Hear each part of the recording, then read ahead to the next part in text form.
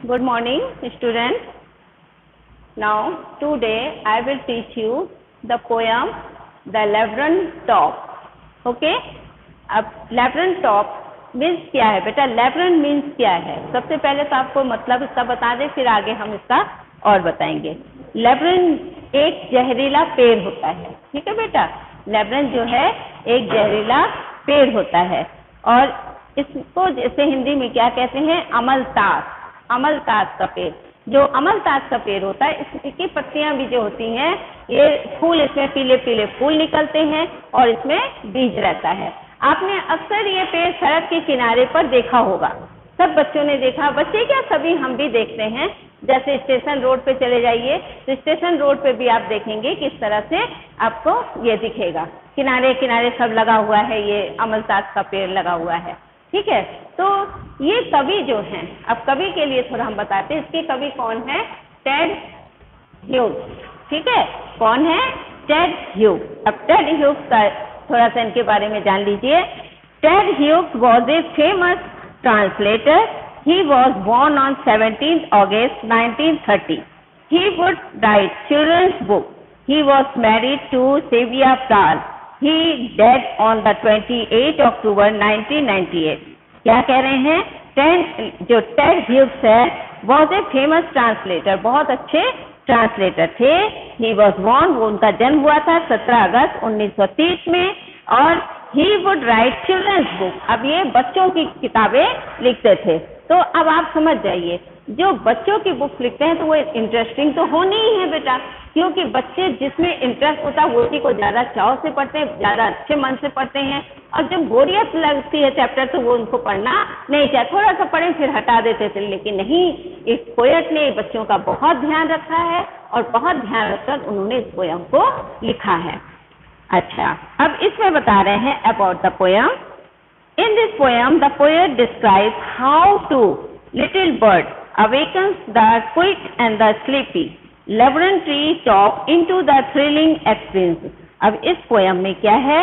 एक छोटी सी चिड़िया का बताया गया है कि बहुत शांत और बहुत ही माने सुस्त सी, थोड़ी सोने वाली, बहुत ही शांत प्यारी सी एक चिड़िया का वर्णन इसमें किया है, जिसका नाम है गोल्ड फिंच। उस बर्ड का नाम क्या है? गोल्ड फिंच, ठीक। तो ये इसका आपका है। अब इसका हम एक्सप्लेनेशन करते हैं, बहुत ध्यान से सुनिएगा, बहुत अच्छा पोयम है, आपको बहुत ही अच्छा लगेगा, ठीक है। अब देखिए, the labyrinth top is silent, quite still in the afternoon, yellow September sunlight, a few leaves yellowing, all its seeds fallen. अब ये जो है पोयम जो है सितंबर के महीने में लिया गया, जब ऑटम का समय रहता है, जैसे पत्तियां झड़ती हैं, जैसे पतझड़ का मौसम रहता है थोड़ा बहुत, ये तो उस समय का ये वर्णन किया गया, उस पोयम को उस समय का लिखा गया है इसमें। The labyrinth top is silent, माने जो labyrinth का जो सबसे ऊपर का है अमलतास का पेड़ जो है वो बिल्कुल साइलेंट, माने बिल्कुल शांत है। अब शांत कब रहेगा? जब हवा नहीं चलेगी, है ना। जब बिल्कुल हवा नहीं चलती, आप देखते हैं पेड़ क्या रहता है? बिल्कुल स्थिर रहता है। तो उसी तरह से ये कह रहे हैं कि सितंबर के तीसरे पहर, ठीक है, सितंबर के तीसरे पहर की पीली धूप में, अब ये पीली धूप क्यों कहा है? In the afternoon yellow September sunlight, यानी सितंबर के महीने में पीली धूप में, जबकि धूप जो रहती है थोड़ी बहुत तेज भी रहती है उस समय, तो उस समय में पीली धूप में जो labyrinth ट्री है, जो अमलतास का सबसे ऊपर वाला शिखर है, वो बिल्कुल साइलेंट है, बिल्कुल अचल है, शांत है, कोई बिल्कुल शांत है। A few leaves yellowing, all its seeds fallen, और धूप की वजह से उसकी पत्तियां जो हैं कुछ पीली पड़ गई हैं, ठीक है। ए फ्यू लीव्स yellowing, कुछ पत्तियां उसकी पीली पड़ गई हैं।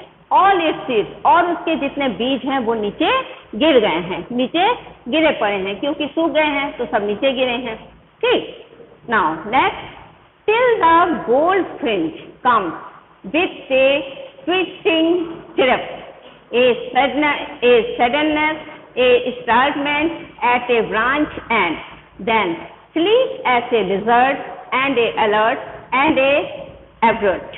अब इसका देखिए, till the gold snatch comes, अब क्या कह रहे हैं? till the gold snatch comes, माने एक गोल्ड फिंच ने शाखा के सिरे पर आकर, जो एक पक्षी है जिसका नाम है गोल्डफिश, वो आती है विथ ए ट्विस्टिंग सिरप, माने चहचहाती हुई। ठीक है, एक चिड़िया है जिसका नाम गोल्डफिश है, वो चहचहाती हुई आती है। A suddenness, startness and the brunt end means क्या है कि जैसे ही वो आती है उसकी आवाज जो होती है थोड़ी बहुत सडननेस माने अचानक वाली, जैसे चहकने वाली रहती है और एक उत्साहित करने वाली रहती है, आती है। और एंड ए ब्रांच एंड, और सबसे ऊपर वाली टॉप में ब्रांच एंड, जहाँ पे ब्रांच एंड होता है, शाखा का एंड होता है, वहां पर आकर वो चुपचाप बैठ जाती है। Then click at a desert and alert and abrupt. Then sleek as lizard, she enters the thickness and a machine starts up. अब क्या कह रहे हैं? Then sleek as lizard. अब इसको क्या कहा है कि then sleek as lizard and alert and the erupt. छिपकली के समान चिकनी, मतलब उस पक्षी का वर्णन किया गया कि वो पक्षी किस तरह की है। तो वो पक्षी कैसी है? Then sleek as lizard. Lizard की तरह, छिपकली की तरह क्या है? वो बहुत चिकनी है। एंड अलर्ट, और बहुत अलर्ट है, माने बड़ी चौकस है वो। एंड एड्रप्ट, और क्या है? एड्रप्ट का है जो अचानक क्या है, कुछ करने के फिराक में रहती है, माने सतर्क एकदम। अलर्ट माने एकदम बिल्कुल सतर्क, ऐसी पक्षी है वो। She enters the thickness and a machine starts up of chattering and a tremor of the wings and thrilling. The whole tree trembles and the thrills. It is the engine of her family. अब क्या बता रहे हैं? She enters the thickness. क्या कहा है? She enters the thickness and the machine starts up. Mean ये है कि वो चहचहाती हुई, पंखों में अपनी कंपन महसूस करती हुई इस तरह से आती है जैसे लगता है कि एक मशीन स्टार्ट, जैसे एक मशीन के स्टार्ट होने पर घरघराहट की आवाज होती है, मशीन के चलने का एहसास होता है, ठीक उसी प्रकार से वो जो पक्षी आती है बड़ी चहकती हुई, चरचराती हुई, अपने पंखों को हिलाती हुई, ट्रेमर ऑफ विंग्स, अपना चहक रही है, पंखों को बहुत फड़फड़ा रही है, उसमें ऐसा लगता है जैसे कोई एक मशीन स्टार्ट हो गया हो। मशीन की तरह उसकी भी गतिविधि का वर्णन यहाँ पर किया गया है। The whole tree trembles and the thrills. अब उसके चहचहाने से और पंखों के फड़फड़ाने से पूरे वृक्ष भी क्या हो जाते हैं? सतर्क हो जाते हैं। यानी देख लीजिए, एक पक्षी जो है इतनी सजग है, इतनी वो है कि उसके चहकने से पूरे पेड़ में भी जैसे दम आ जाता है। उसकी वजह से पूरा पेड़ भी जो है अचानक जो है सब कांपने लगता है तथा रोमांचित हो उठते हैं। It is the whole tree trembles. It is the engine of her family. She stops it full, then thrills out to the branch end, showing her bare feet, dainty mass. अब यहाँ क्या कह रहे हैं कि it is the engine of her family. यानी क्या कहा गया है कि ये उसके परिवार का इंजन है। कौन? पक्षी। जो ये पक्षी है जो आपका गोल्डफिश है वो उसके परिवार का। क्यों? क्योंकि जिस तरह से इसमें देखिए, अब आप ये सोचिए कि एक पक्षी को एक इंजन के साथ क्यों कंपेयर किया गया है। जिस तरह से एक इंजन जो है पूरे ट्रेन को खींचता है कि नहीं बेटा? एक ट्रेन किसके बलबूते पर चलता है? एक इंजन के। तो उसी तरह ये पक्षी भी है, एक इंजन की तरह है जो अपने पूरे परिवार को पालती है, अपने पूरे परिवार को संभालती है। तो वो इंजन ही हुआ क्योंकि वही अपने परिवार को देख रही है। तो इसीलिए यहाँ पे पक्षी का जो है तुलना किससे किया गया है? इंजन से। अब यही कहा है, it is the engine of her family, he stocks it full, then fills out of the branch. क्या है कि ये उसे पूरी तरह क्या कर देती है? पूरे इंजन फैमिली से स्टॉक इट फुल, पूरी तरह से अपने उसको पेड़ को हिला देती है, अपने गतिविधि से उसको पूरा हिला देती है और फिर क्या करती है? फड़फड़ाकर एक शाखा सिरे पर फिर बाहर आ जाती है, अपने पंखों को फड़फड़ाती है। Stock then fills out in the branch and, जो ब्रांच के अंश माने शाखा में जहाँ बैठी रहती है, अपने पंखों को फड़फड़ाते हुए वो बाहर निकल आती है। showing her where face identity mark।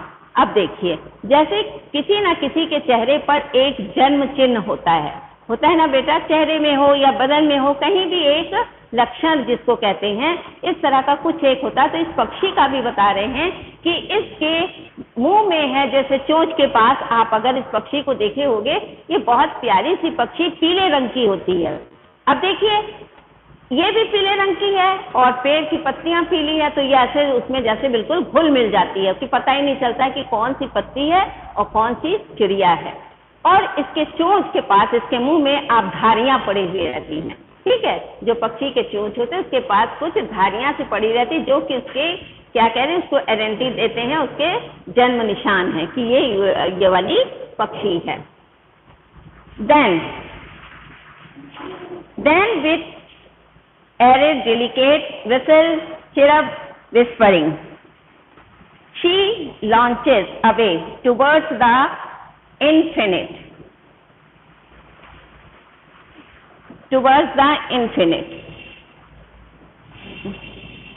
तो इस तरह से क्या कह रहे हैं कि then with arid delicate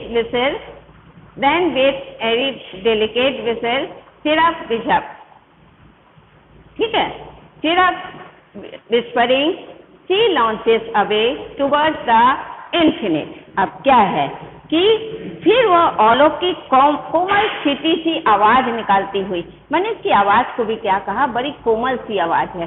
the error delicate whistle chirp, माने एक कोमल सी आवाज इसकी है, सीटी जैसी आवाज वाली चहचहाट। एंड विस्परिंग मैंने आपको पता है फुसफुसाहट जैसी आवाज। She launches away towards the infinite, क्या कहती है कि फुसफुसाहट के साथ ये दूर आकाश की ओर उड़ान भर देती है। इन्फिनिटे माने एक बहुत दूर आकाश की तरफ ये अपना उड़ान भर देती है। And the leveret subscribes to the empty. अब क्या होता है कि इस तरह से पक्षी के उड़ जाने से वो अमलतास का पेड़ जो है फिर से शांत और सुनसान हो जाता है। तो क्या है, आपने ये पढ़ा कि किस तरह से एक अमलतास के पेड़ पर एक पक्षी के आने से कितनी चहचहाट हो जाती है और कितना वो हो जाता है, ठीक है ना। मुझे उम्मीद है आपको ये पोयम बहुत अच्छी लगी होगी। आप इसको ध्यान से दीजिए, एंजॉय कीजिए। ओके बेटा।